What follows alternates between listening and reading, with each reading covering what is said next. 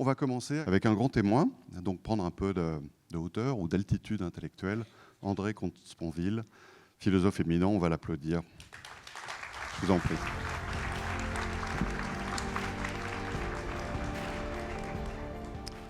André, je disais, vous êtes bien sûr un philosophe éminent, vous avez écrit de nombreux livres. Le dernier paru, c'est L'opportunité de vivre, qui a été publié cette année aux éditions des PUF.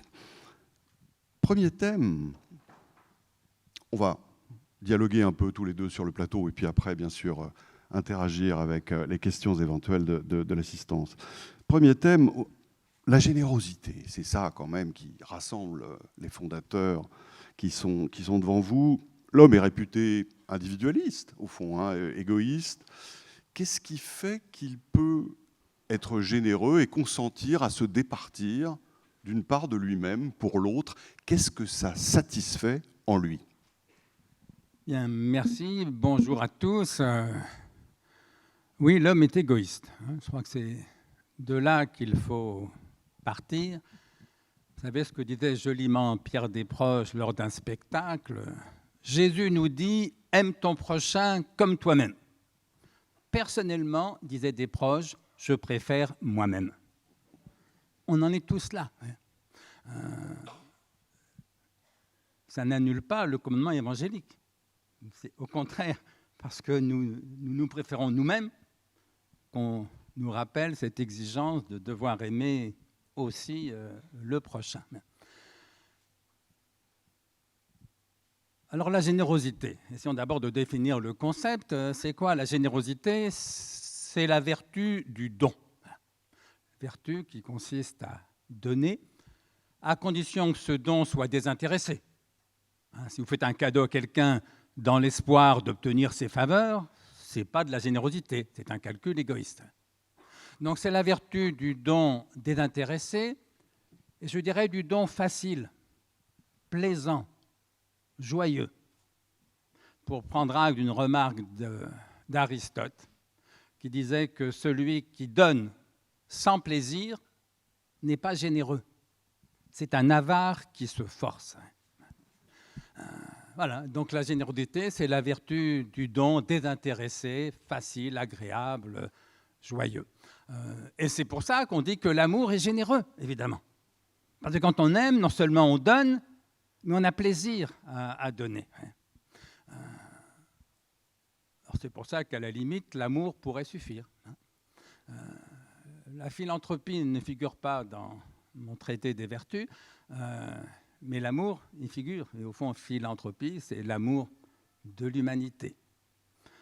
Je pense que les Écritures sont plus lucides en parlant du prochain que de l'humanité.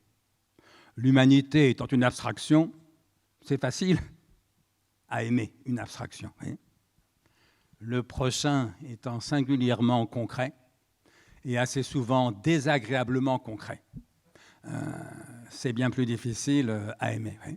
Mais donc, s'il y avait l'amour, l'amour pourrait suffire. Et c'est ce qu'évoquait saint Augustin dans une formule célèbre et géniale. Aime et fais ce que tu veux. Voilà. Et donc, puisque l'amour est généreux, quand on aime, on donne. Bah, si tu aimes, tu donnes. Donc, tu seras généreux. Hein. Oui, sauf que quand on donne par amour, à la limite, ce n'est pas de la générosité, c'est de l'amour. Quand vous couvrez vos enfants ou vos petits-enfants de cadeaux, à Noël par exemple, aucun d'entre nous ne se dit « Oh là là, qu'est-ce que je suis généreux !» On se dit « Oh là là, qu'est-ce que je suis con parfois, mais oh là là, qu'est-ce que je les aime !» Voilà. Alors ça, c'est intéressant. Quand on aime, on donne, mais quand on donne par amour, ce n'est pas de la générosité, c'est de l'amour. Ce qui dit beau sur une troisième caractéristique de la générosité, la plus redoutable. La générosité, c'est la vertu qui consiste à donner à ceux que l'on n'aime pas. Ah, mais attendez, ceux que j'aime pas, il y en a 8 milliards. Oui, parce qu'il y a combien de gens que vous aimez assez pour que l'amour vis-à-vis d'eux suffise? Aime et fais ce que tu veux. Il y a vos enfants, c'est le seul cas simple. Votre conjoint, c'est déjà beaucoup plus compliqué. Ça dépend des moments. Vos parents, oui, dans certains cas. Vos 2, 3 meilleurs amis, vous voyez. Il y a peut-être au monde 5, 10, 20 personnes pour ceux qui ont un cœur comme ça, que vous aimez assez pour être libéré vis-à-vis de ces personnes de toute exigence en termes de devoir, parce que l'amour suffit. Voilà. Il en reste donc un peu plus de 8 milliards que vous n'aimez pas, que nous n'aimons pas, et vis-à-vis desquels nous n'avons que la morale pour nous pousser à leur faire un peu de bien. Voilà. D'où l'interprétation que donne Kant du commandement évangélique, aime ton prochain comme toi-même. Kant dit c'est impossible, parce que l'amour, ça ne se commande pas. Donc pourquoi est-ce qu'on nous commande quelque chose qui ne se commande pas? Mais Kant dit, ça veut dire que agis comme si tu aimais. Donc quand tu aimes, tu donnes, par amour, là c'est simple. Mais quand tu n'aimes pas, il te reste à faire comme si, agis comme si tu aimais, puisque tu donnes quand tu aimes, donne aussi à ceux que tu n'aimes pas. Alors le mieux, bien sûr, c'est donner par amour. Mais comme le plus souvent, aimer, je ne sais pas, ce que la morale me dit, c'est puisque tu donnes quand tu aimes, quand tu n'aimes pas, donne quand même. À défaut de savoir aimer, sois au moins généreux. Donne à ceux que tu n'aimes pas. Mais là, attendez, vous l'avez dit vous-même. Ceux que j'aime pas, il y en a 8 milliards. Si je leur donne à tous, qu'est-ce qui va me rester à moi? Ah bah rien. Rien. Il n'y en a pas question. Ça, c'est intéressant. Aimer, tout le monde est pour, mais aimer, je ne sais pas. Être généreux, je ne veux pas. Et donc, qu'est-ce qu'on fait? On invente autre chose qu'on appelle la solidarité. Et je vais prendre quelques minutes supplémentaires pour insister sur la différence entre ces deux notions. La générosité et la solidarité, qu'on confond presque toujours, parce que dans le politiquement correct, un peu laïcard qui règne dans notre pays, plus personne n'ose parler d'amour, de charité, n'en parlons pas, mais déjà générosité, ça paraît un peu trop moralisateur. Alors on parle de solidarité, comme si c'était la même chose, mais ce n'est pas du tout la même chose. Alors bien sûr, si on confond si souvent ces deux notions, générosité et solidarité, c'est qu'elles ont quelque chose en commun, sinon on ne les confondrait pas. Ce qu'elles ont en commun, c'est que dans les deux cas, générosité et solidarité, il s'agit de prendre en compte les intérêts de l'autre. Ça, oui. La différence maintenant entre les deux, c'est que dans un cas générosité, vous prenez en compte les intérêts de l'autre, quand bien même vous ne les partagez aucunement. Vous lui faites du bien à lui, ça ne vous fait aucun bien, en tout cas matériel, à vous. Vous donnez 1 euro à un SDF, il a 1 euro de plus, vous avez 1 euro de moins. Générosité. Par différence avec la solidarité, qui consiste à prendre en compte les intérêts de l'autre parce que vous partagez ces intérêts. En lui faisant du bien à lui, vous faites en même temps du bien, y compris matériellement, à vous-même. Vous allez me dire, mais ça, c'est trop beau pour être vrai, ça ne peut pas exister. Ça existe tous les jours. C'est ce qu'on appelle le marché. Quand je vais acheter ma baguette de pain chez ma boulangère, pourquoi me la vend-elle? Bien sûr pas par générosité. Elle me la vend par intérêt. Elle me la vend exactement parce qu'elle préfère avoir 1,30 € plutôt qu'une baguette. C'est normal, la baguette lui a coûté beaucoup moins cher.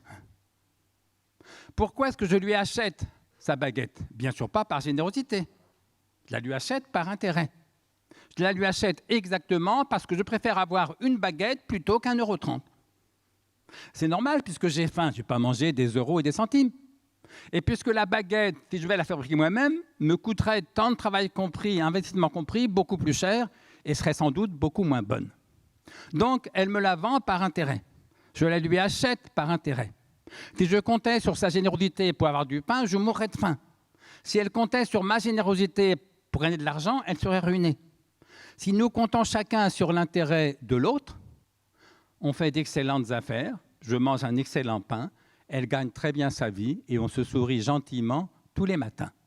C'est ce que Montesquieu appelait le doux commerce, qui l'opposait légitimement à la guerre. Mais il y a plus d'étonnant que ça encore. C'est quel est l'intérêt, au fond, de ma boulangère? Eh bien, dans une économie concurrentielle ouverte, autrement dit, si elle ne tient pas la seule boulangerie à 30 km à la ronde, dans une économie concurrentielle ouverte, l'intérêt, au fond, de ma boulangère, c'est 1, que sa baguette soit la meilleure possible, 2, qu'elle coûte le moins cher possible, avoir le meilleur rapport qualité-prix pour conquérir des parts de marché. Quel est maintenant mon intérêt à moi, consommateur? Bizarrement, c'est le même. 1, que la baguette soit la meilleure possible, 2, qu'elle coûte le moins cher possible. Alors ça, c'est très étonnant. Elle n'agit que par intérêt. Je n'agis que par intérêt. Nous avons le même intérêt. Autrement dit, le marché crée chaque matin entre ma boulangère et moi une convergence objective d'intérêts, c'est-à-dire exactement une solidarité. Et de ce point de vue, il faut oser dire, contre une partie de l'ère du temps, que le marché est une formidable machine à créer de la solidarité. Pas du tout quoi qu'il fonctionne à l'égoïsme, comme le croient les jobards, mais parce qu'il fonctionne à l'égoïsme, et que la solidarité n'est pas autre chose qu'une convergence des égoïsmes.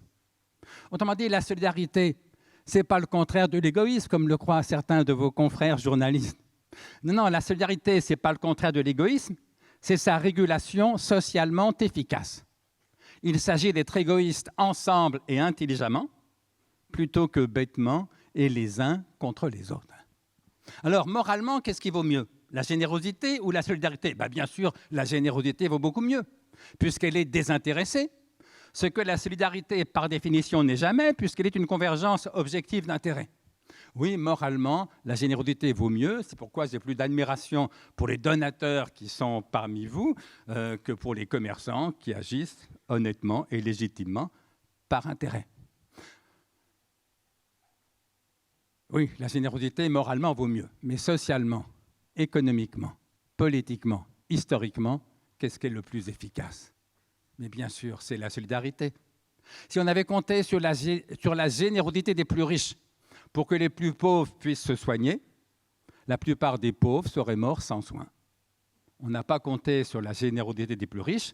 On a créé une petite chose très simple dans son concept, assez lourde dans son organisation, qu'on appelle la sécurité sociale. C'est lourd, c'est compliqué, il faudra la réformer, mais il faudra la réformer pour la sauver. Parce qu'en même temps, c'est l'un des plus fantastiques progrès sociaux de toute l'histoire de l'humanité.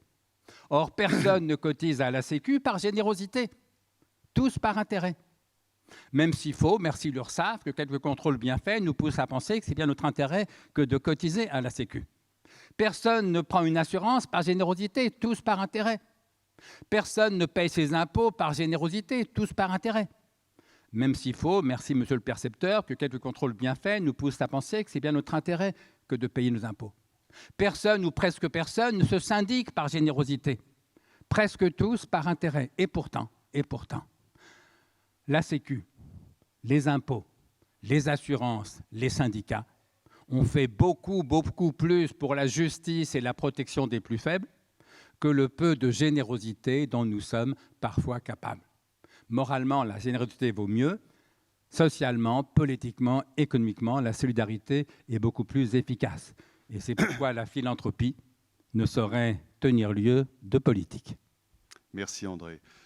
Vous nous avez fait aussi au fond une leçon de libéralisme. On retrouve l'inspiration aussi d'Adam Smith. Il y a cette phrase célèbre, il ne faut pas attendre du boulanger, du boucher qu'il nous nourrisse par générosité, mais par intérêt. Et souvent, les gens trouvent ça pessimiste, mais au contraire. Au contraire. Parce que s'il fallait tomber sur un restaurateur généreux pour bien manger, on n'irait pas au restaurant, on ne mangerait pas de bien. Si au contraire, pour bien manger, il suffit que le restaurateur soit à la fois égoïste et compétent, on a toutes les chances de bien manger. Égoïste, ça ne manque jamais, ils le sont tous, comme vous, comme moi. Et s'il n'était pas compétent, le marché l'aurait déjà éliminé, vraisemblablement. Voyez. Et donc, c'est pas, disons qu'il y a une espèce de pessimisme anthropologique chez Adam Smith, mais qui fonde une espèce d'optimisme sociologique. Et la conjonction des deux me paraît très éclairante, très juste, et très centrale dans la pensée libérale, qui effectivement est celle dont je me sens le plus proche. Et qui est un peu malmenée en ce moment, c'est vrai. Et pas seulement par les journalistes d'ailleurs. Mais on va élargir la focale et revenir à ce qu'Axel a Le débat qu'Axel a ouvert tout à l'heure, on vit quand même une époque troublée, marquée par des confrontations armées, violentes. Il y en a des exemples quotidiens dans l'actualité. Et puis, de façon moins dramatique, mais néanmoins tout à fait spectaculaire, des débats de plus en plus polarisés. L'espace du débat public, du débat démocratique, s'est singulièrement rétréci justement sous l'empire de ces passions déchaînées. La nuance disparaît. Comment le philosophe l'explique-t-il? Que peut faire le philosophe pour nous ramener justement à l'amour de la nuance et nous apprendre l'art de la nuance? C'est votre formule. Oui, mais est-ce que la nuance a jamais régné? Nous sommes au moins deux à être nés en 1952, Monsieur le Président. Alors vous, je ne sais pas. Mais le 13 mai 68, je criais CRS-SS, ce qui est l'un des slogans les plus sots qu'on puisse crier, évidemment, injurieux, injuste, imbécile. Est-ce que, alors maintenant ils disent tout le monde déteste la police. Les slogans de LFI, c'est aussi bête, pas forcément plus bête. Bref, je ne suis pas convaincu que c'était mieux avant. Alors dans la plupart des domaines, je pense qu'avant c'était bien pire.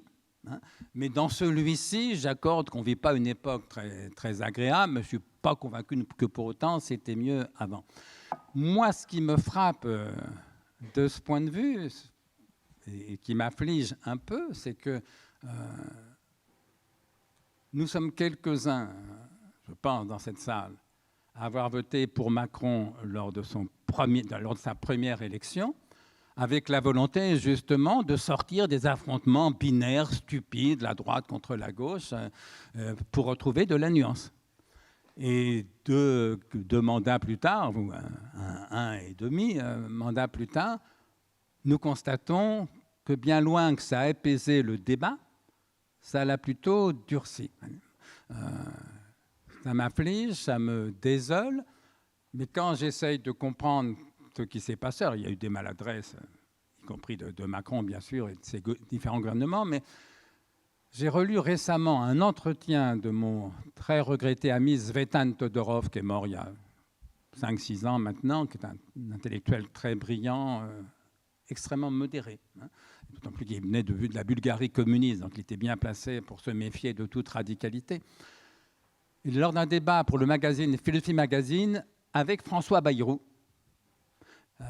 c'était il y a une quinzaine d'années, le très modéré Zvetan Todorov disait au très modéré François Bayrou « Je ne voterai jamais pour vous ». Bayrou, un peu surpris, lui demande « Mais pourquoi ?» Et Zvetan lui répond « Parce que si le centre arrive au pouvoir, l'alternance ne peut amener au pouvoir que l'un des deux extrêmes, et c'est ce qu'il s'agit d'éviter. » Alors ça n'explique pas tout de ce qu'on a vécu là, mais ça explique quelque chose. Voyez, parce que ce refus de la nuance, c'est une prime à l'extrémisme, évidemment. Ça ne veut pas dire que la vérité, la justesse et la justice soient toujours au centre, ce qui serait une autre illusion, mais c'est vrai que j'ai appris, après ma jeunesse un peu radicale, un peu extrémiste et sotte, comme beaucoup de jeunesse, j'ai appris à me méfier de l'extrémisme. Or, nous vivons à une époque où les extrémismes, à droite et à gauche, l'emportent sur la droite modérée et sur la gauche modérée. C'est pourquoi le combat politique qu'il faut mener, que j'essaye de mener, et je vous le soumets comme une proposition, c'est de renforcer la droite modérée si vous êtes de droite, de renforcer la gauche modérée si vous êtes de gauche, mais afin d'éviter justement cette alternance catastrophique qui, après 2 mandats difficiles, plus ou moins au centre, élu au centre-gauche, gouvernant au centre-droit, qui aboutirait à une catastrophe qui serait l'arrivée de l'un des deux extrêmes. Alors, ça ne répond qu'en partie à la question. Il y a aussi le jeu des réseaux sociaux, le jeu des chaînes d'infos continues, sans vouloir encore accabler les journalistes. Mais justement, ces inventions, ces nouvelles technologies ont vraiment remodelé le débat? Moi, j'ai quand même le sentiment que oui, avec la prime aux petites phrases, c'est vrai que sans arrêt, moi je regarde beaucoup les chaînes d'infos continues, je suis un peu accro à ça, et ça rajoute quelque chose. Je crois que les réseaux sociaux, avec cette espèce de prime à la bêtise, à la haine, à l'agressivité, en rajoutent aussi. Quand on voit le contenu, moi j'y vais très rarement, mais quand je jette un œil, je suis effrayé sur la quantité de bêtises, d'ignorance et de haine, quoi. C'est vrai que la haine satisfaite d'elle-même, il n'y a rien de plus effrayant. Donc il y a des choses qui tiennent à l'époque. Il y a le recul de la lecture. On n'est plus nuancé à l'écrit qu'à l'oral, inévitablement. Vous savez que la langue orale, en gros, c'est 2000 mots. La langue écrite, c'est 20 000 mots. On est plus nuancé avec 20 000 mots qu'avec 2000. Or, nous vivons à une époque, y compris à cause des nouveaux médias, Internet, les réseaux sociaux, où il y a une prime, voire une exclusivité de la parole orale. Parce que même quand on écrit des tweets, c'est les 2000 mots de l'oralité, ce n'est pas les 20 000 mots de la langue écrite. Moi, je suis presque tous les jours maintenant abordé par des jeunes gens dans la rue qui me reconnaissent pour me dire qu'ils adorent mes conférences sur TikTok ou YouTube. Ou moi, je ne vais jamais, mais on trouve effectivement, de fait, certaines de mes conférences que les gens ont mis, ça ne me gêne pas du tout, vous voyez, mais ils n'ont lu aucun de mes livres. Ils n'envisagent même pas de les lire. Vous voyez. Ils m'ont vu sur TikTok ou YouTube. Et donc, cette espèce de dévalorisation de l'écrit au bénéfice de l'oral, ça entraîne un recul de la nuance et un recul de l'intelligence. Au début de ce sondage, je crois 9% des jeunes Français considèrent comme possiblement vrai que la Terre soit plate. Aucune personne qui lit des livres peut penser ça. Donc c'est 9% d'analphabètes. Enfin, ils lisent les tweets, mais ils ne lisent pas de livres. Mon idée, c'est que Trump a été élu par des gens qui ne lisent pas de livres. Et là, il y a quelque chose. Michel Desmurger, qui est un spécialiste de neurosciences, a fait un livre là-dessus qu'il appelle « Faites-les lire », sous-titré « Pour échapper au crétin digital ». Il y a cette espèce d'invasion du monde contemporain. Parce que Michel Desmurger appelle le crétin digital, c'est-à-dire des gens qui ne se servent que des 2000 mots de la langue orale. Ce n'est pas bon pour la nuance, c'est bon pour les polémiques. Entre je t'adore, je te kiffe, comme ils disent, et je te déteste, là vous avez deux mots, c'est simple. Et donc revaloriser l'intelligence, la culture et donc aussi l'écrit, c'est se battre pour la démocratie. Dernier thème, puis on ouvre évidemment aux questions de la salle. Vous vous adressez à des philanthropes qui ont pour ambition, peut-être pas de changer le monde, mais à tout le moins de le rendre plus acceptable. C'est ça qui les fait espérer, c'est ça qui les fait travailler. Et vous avez écrit sur le renoncement à l'espoir, justement comme une des conditions de l'action et de la redécouverte du réel. Faut-il vraiment renoncer à espérer ? Et jusqu'où ? Comment, dans cette dialectique justement entre l'espoir et l'action, entre l'espoir et le réel, comment peut-on se situer pour avoir prise sur son environnement sans pour autant être désespéré ? Et si je suis désespéré, que voulez-vous que j'y fasse ? C'est le livre d'un auteur allemand dont le nom, je crois que c'est Anders, si je ne confonds pas. Il y a quelque chose de désespérant dans la condition humaine. Et tant qu'on ne l'a pas compris, on s'affole pour un rien. Parce qu'il ne s'agit pas de s'interdire d'espérer. Je n'ai jamais dit il ne faut pas espérer. C'est impossible. Pourquoi ? Parce qu'il n'y a pas d'espoir sans crainte, ni de crainte sans espoir. Une formule de Spinoza. Il n'y a pas d'espoir sans crainte, ni de crainte sans espoir. C'est vrai à la lettre. L'étudiant qui espère être reçu au bac, il a peur de le rater. Celui qui a peur de le rater, il espère le réussir. Vous espérez rester en bonne santé, c'est donc que vous avez peur d'être malade. Vous avez peur de tomber malade, c'est que vous espérez rester en bonne santé.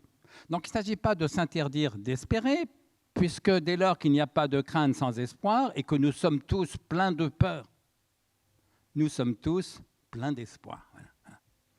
Et donc, on espère notamment la justice. Mais attendez, injuste, ce n'est pas quelqu'un qui espère la justice, c'est quelqu'un qui agit pour la justice. Et donc, la vraie question, c'est non pas de s'interdire d'espérer, de cesser d'espérer, c'est impossible. Mais c'est de ne pas se contenter d'espérer, parce qu'il ne s'agit pas d'attendre, il s'agit d'agir. et d'agir ici et maintenant, parce qu'on ne peut pas agir demain ni ailleurs. Si vous voulez. Et là encore, vivre ici, agir ici maintenant, ce n'est pas un slogan. Je vous mets au défi d'agir demain ou hier. Je vous mets au défi d'agir ailleurs que là où vous êtes. Voyez. Et donc, une fois qu'on a compris ça, il ne s'agit pas de s'interdire d'espérer, il s'agit d'espérer un peu moins, parfois, donc de craindre un peu moins, mais surtout de connaître, d'agir et d'aimer un peu plus. Parce que ce qui fait agir, ce n'est pas l'espoir, c'est la volonté. Voilà, ceux qui ont les résistants pendant la guerre, ce n'est pas qu'ils espéraient la victoire plus que les autres, c'est qu'ils ne se sont pas contentés d'espérer. Voilà. Il y avait des millions de lâches, enfin de gens ordinaires en France, qui espéraient la fin du nazisme. Voyez. Et puis il y avait quelques milliers de héros qui ont agi pour la fin du nazisme. Voilà, donc il ne s'agit pas du tout de s'interdire d'espérer, il s'agit encore moins de développer la désespérance pour casser le moral aux gens. Il s'agit d'accepter qu'il y ait quelque chose de désespérant dans la condition humaine. Pour l'athée que je suis, pour les croyants, c'est bien sûr différent. Enfin, moi je suis comme Pascal, comme Kant, comme Kierkegaard. Je pense qu'un athée lucide et cohérent ne peut pas échapper à une part de désespoir. Ils l'ont tous dit, ils ont raison, évidemment. Il n'y a rien après la mort, il y a quelque chose de désespérant dans la condition humaine. Ce que l'humoriste Alphonse Allais, un peu oublié au début du XXe siècle, avait joliment exprimé en une phrase. Alphonse Allais écrit « Nous ne nous prenons pas au sérieux. Il n'y aura aucun survivant. » Oui, ça vous amuse. C'est ça que j'appelle le gai des espoirs. Une fois qu'on a compris ça, on peut voir les choses en face. Et on se dit, bon, d'ici là, qu'est-ce que je vais faire ? À l'Institut d'Hydro, je présidais une séance hier, il y avait un exposé de deux spécialistes de stratégie militaire, notamment Martin Motte, qui a dirigé un traité de stratégie pour l'école de guerre. Et je l'interrogeais sur la possibilité d'une guerre nucléaire. Et sa première réponse a été, écoutez, de toute façon, l'humanité disparaîtra tôt ou tard. Que ce soit par le nucléaire ou par autre chose. Il avait ajouté, pour votre gouverne, « Je crains moins la guerre nucléaire que la guerre civile ». C'est intéressant sur l'époque qu'on dit. C'est dit quelque chose malgré tout. Mais voyez, de même qu'accepter sa propre mort, y compris pour les athées, ce n'est pas du tout renoncer à vivre. Au contraire, on vit d'autant plus intensément qu'on sait que ça ne durera pas toujours. Si vous voulez, plus je me sais mortel, plus je me sens vivant. Ce que disait André Gide, souvent c'était la formule, une pas assez constante pensée de la mort n'a donné pas assez de prix au plus petit instant de ta vie. Une fois qu'on a compris qu'on va mourir, on n'en vit que mieux. Et c'était la leçon aussi de Montaigne. Eh bien, à mon avis, c'est vrai aussi pour l'humanité. Une fois qu'on a accepté qu'inévitablement l'humanité disparaîtra un jour, on peut agir lucidement pour que ça soit le plus tard possible. C'est ça. Il ne s'agit pas de développer la tristesse, la mélancolie, la désespérance. Il s'agit d'accepter ce que j'appelle le tragique, ce qu'on appelle depuis le tragique, ce qu'il y a de désespérant dans la condition humaine, y compris dans la philanthropie. Parce que vous pouvez bien agir pendant 50 ans, vous savez tous que dans 50 ans, il y aura encore de la misère, encore du malheur, encore de l'injustice. C'est désespérant, oui, et en même temps, vous espérez que ça ira un peu mieux quand même. Mais surtout, ce qui vous fait agir, ce qui fait de vous des fondateurs et ou des donateurs pour la Fondation de France, ce n'est pas l'espoir, c'est la volonté. Je poursuis un instant avant qu'on ouvre aux questions de la salle, justement sur ce thème de l'engagement. Un livre très intéressant qui a été écrit il y a quelques années par Robert Putnam, un sociologue américain, Bowling Alone, ça s'appelait. Et il a mesuré l'évolution du nombre d'adhérents dans les associations, dans la société américaine, depuis la guerre jusqu'à aujourd'hui, et il constate une décrue continue. Et il l'explique par le fait que la guerre crée un choc très important dans la société et ranime ce désir d'engagement et de collaboration entre les individus qui, petit à petit, avec la paix, s'affaiblit, s'efface au point de créer une société désarticulée. Et pour vous, le philosophe, comment ramener justement les individus à la nécessité de travailler ensemble ? C'est difficile. Et là, c'est un peu le piège du libéralisme. Il faudrait citer les beaux textes de Tocqueville. Il y a quelque chose, des fois, d'un peu émollient dans la démocratie. Si chacun se replie sur sa sphère privée, comment est-ce qu'on va faire société ? Ça veut dire qu'on a besoin de communion. Autrement dit, pour vivre ensemble, on a besoin d'amour, mais bon, c'est l'exception. Les 15-20 personnes que vous aimez absolument. Bon. On a besoin de morale, notamment de générosité, pour se conduire correctement avec les gens qu'on n'aime pas. On a besoin de solidarité pour arriver à concilier notre égoïsme et l'intérêt commun, selon la belle formule du Dalai Lama, vous savez, qui est une espèce de synthèse entre l'Orient et l'Occident. Soyez égoïstes, aimez-vous les uns les autres. C'est une formule du Dalai Lama qui est d'une profondeur anthropologique très singulière et d'une amplitude géopolitique, si on peut dire, civilisationnelle, très éclairante aussi. Donc on a besoin d'amour, mais bon, c'est un peu l'exception. On a besoin de morale, notamment de générosité. On a besoin de solidarité pour être égoïste ensemble et intelligemment, plutôt que bêtement et les uns contre les autres. Donc on a besoin de politique qui fonctionne bien plus à la solidarité qu'à la générosité, évidemment. Mais on a besoin aussi de communion. Alors peut-être on va terminer par ce dernier concept. Communier, c'est quoi? Je vous propose une définition. Communier, c'est partager sans diviser. Partager sans diviser. C'est donc un cas tout à fait exceptionnel, parce que le plus souvent, on ne peut partager quoi que ce soit qu'en le divisant. Par exemple, un gâteau d'anniversaire, la seule façon de le partager, c'est de le diviser en tranches. Et s'il y a un convive de plus qui arrive, il y en aura moins pour les autres. Et si l'un des convives prend une très grosse part, il y en aura moins que pour les autres. Il y en aura moins pour les autres. Et donc, on ne peut pas communier en un gâteau. En revanche, on peut communier dans le plaisir qu'il y a à manger ensemble un très bon gâteau. Parce que si l'un des convives, par exemple, prend un plaisir énorme, je ne vais pas lui dire, écoute, prends un peu moins de plaisir, il n'y a plus de plaisir pour moi. Je dirais au contraire, écoute, tu prends un tel pied, mon plaisir à moi en est encore augmenté. On ne peut pas communier en un gâteau, mais on peut communier dans le plaisir qu'il y a à manger ensemble un très bon gâteau. On peut communier dans une musique qu'on écoute ensemble au concert. C'est pour ça qu'un concert, c'est autre chose qu'écouter un disque au casque tout seul chez soi. On ne peut pas communier dans un budget de la nation. Parce qu'un budget, on ne peut le partager qu'en le divisant. Ce qu'on donne aux jeunes, on ne le donne pas aux vieux. Ce qu'on donne aux paysans, on ne le donne pas aux ouvriers. Ce qu'on donne aux actifs, on ne le donne pas aux retraités, etc. On ne peut pas communier en un budget national, mais on peut communier dans un certain nombre de valeurs communes. Liberté, égalité, fraternité, laïcité. Et là, le fait que vous soyez attaché à ces valeurs, ça ne retire rien à mon attachement à moi. Au contraire, ça le renforce. Et c'est vrai que notre pays, en général, mais peut-être l'époque, souffre d'un déficit de communion. Les rares moments de communion en France ces derniers temps, ça a été après des victoires sportives. Les Jeux olympiques, les Coupes du monde de football, bon, j'ai rien contre, mais c'est triste. Un peuple qui ne peut plus communier que dans le dérisoire. Et on en est un peu là. Et donc, il s'agit de restaurer cet espace de communion que les Français, alors les humains en général, mais les Français, les Européens en particulier, moi je suis un neurophile, j'allais dire enthousiaste, c'est peut-être trop dire, mais je suis un neurophile résolu. C'est-à-dire que les Européens arrivent à retrouver cet espace de communion, c'est-à-dire à partager ensemble un certain nombre de valeurs. Et c'est pour ça qu'on parle de communion des esprits.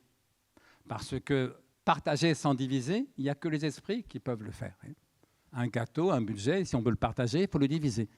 Des valeurs spirituelles, des valeurs morales, les partager, on n'a pas besoin de les diviser. Au contraire, le fait de les aimer ensemble, de les défendre ensemble, ça renforce l'adhésion de chacun d'entre nous à ces mêmes valeurs. Alors ça indique un chemin, c'est facile à dire, c'est très difficile à faire, mais je crois qu'on a besoin de ça. Et au fond, si j'écris mon petit traité des grandes vertus, c'était aussi pour ça. Avec un dernier mot sur la question des vertus.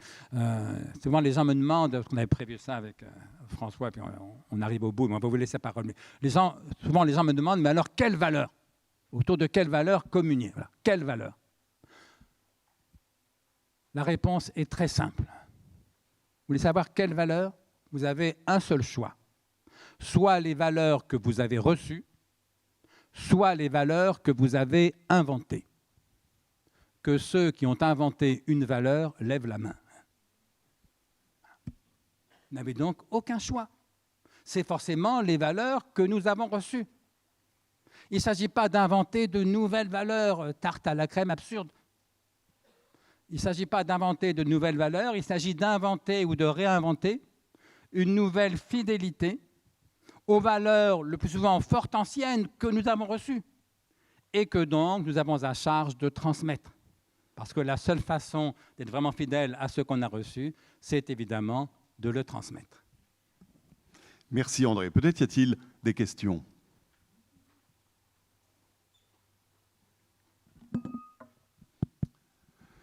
Non, vous nous avez plongé. Si, monsieur. Si vous pouvez vous présenter avant de formuler votre question. Merci. Loïc Deveau, Fondation Scène et Cité. Donc le lien entre la création artistique ensemble et la vie de la cité. Je voulais juste revenir sur sur la remarque de Pierre Desproges, pour être aussi un peu sur les questions de santé et de santé mentale. Il me semble que ce qui est intéressant dans « Aime ton prochain comme toi-même », c'est que ce qui est difficile, c'est de s'aimer soi-même. Non, mais bien sûr, vous avez tout à fait raison. D'abord, la formule de Pierre Desproges sur l'égoïsme. Il faut bien comprendre ce qu'est l'égoïsme. La façon dont vous et moi, nous sommes égoïstes, ce n'est pas moi d'abord, moi tout seul.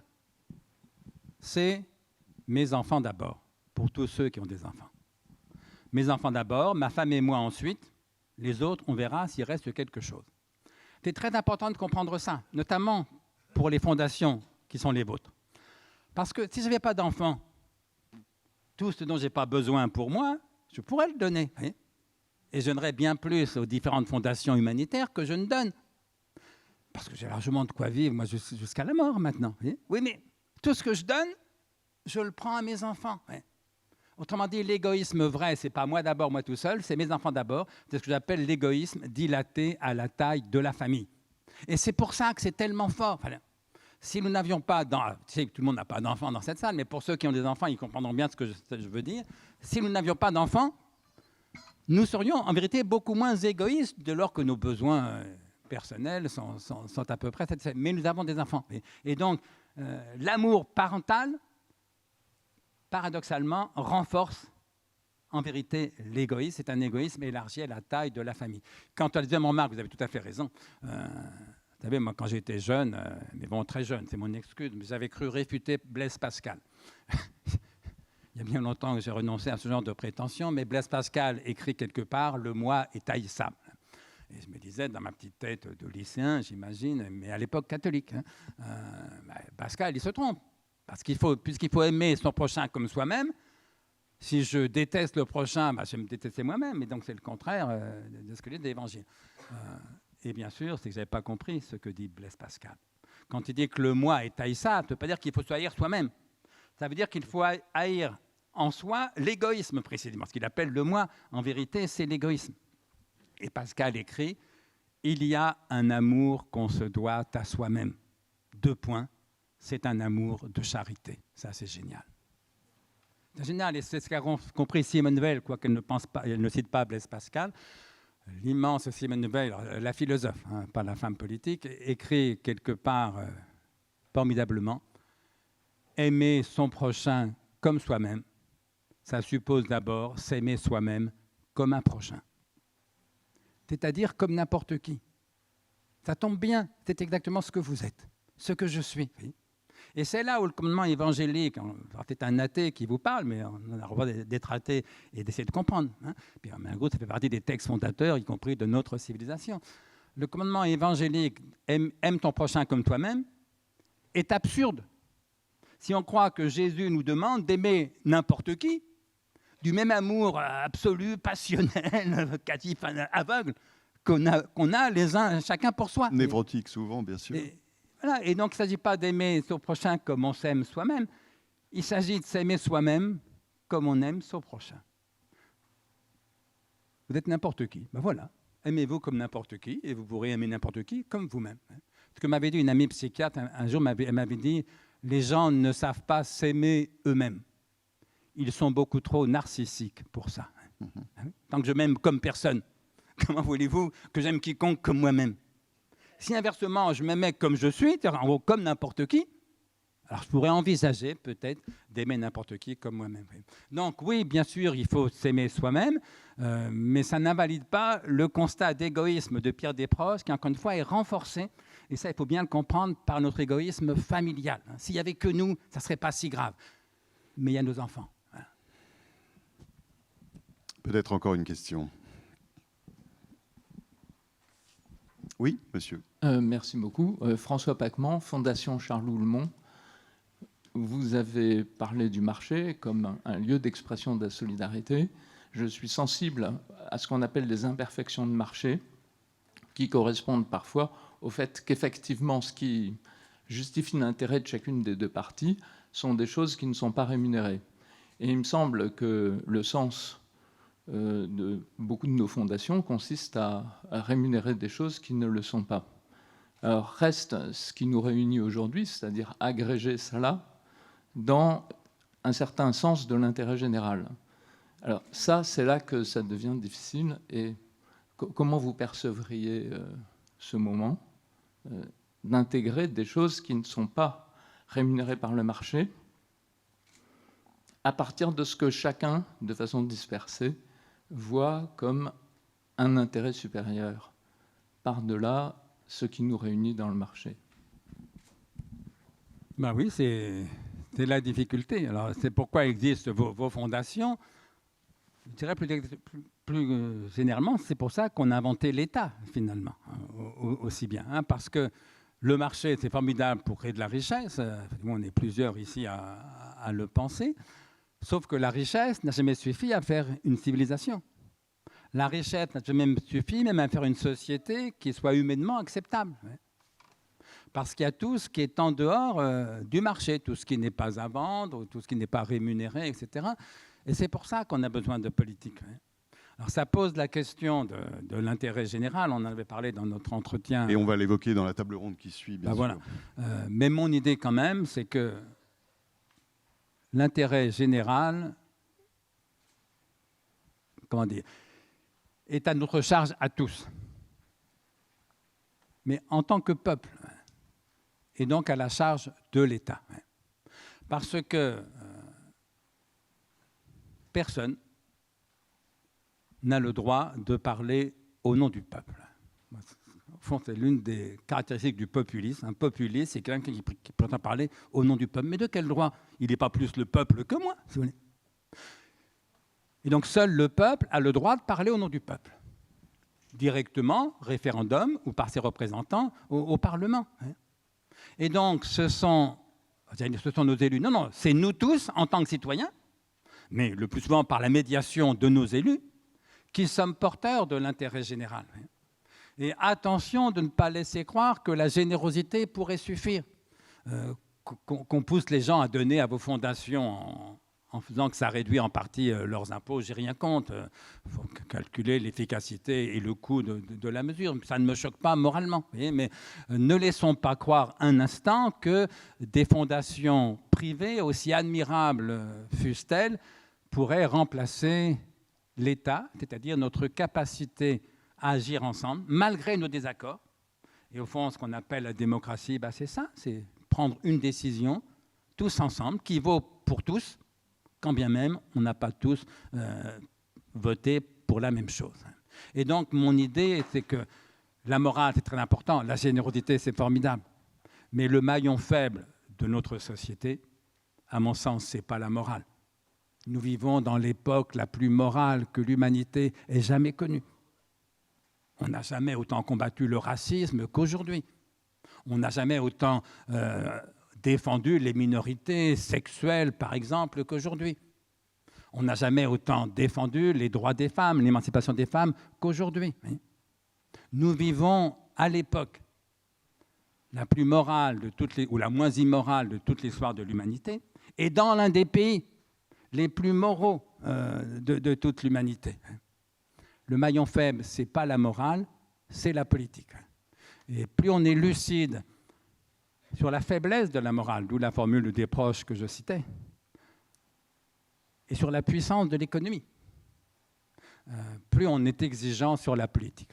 Et Ce qui m'afflige aujourd'hui, je vois que Bernard Cazeneuve, pour qui j'ai de la sympathie, est là. Ce qui m'afflige aujourd'hui, c'est que le maillon politique, qui est à mon sens le maillon décisif, qu'il a toujours été, et qu'il est peut-être aujourd'hui encore plus que jamais, y compris face aux dangers écologiques, le dérèglement climatique, etc. On a encore plus besoin de politique que par le passé. Or, ce maillon politique, qui est le maillon décisif, fait l'objet, notamment en France, d'une espèce de discrédit que je trouve extrêmement inquiétant. Il ne s'agit pas de renoncer à la morale, il ne s'agit pas de renoncer à la générosité, mais surtout ne croyez pas que la morale ou la générosité pourraient tenir lieu de politique. Merci André d'avoir partagé ces... Merci à tous, bonne journée.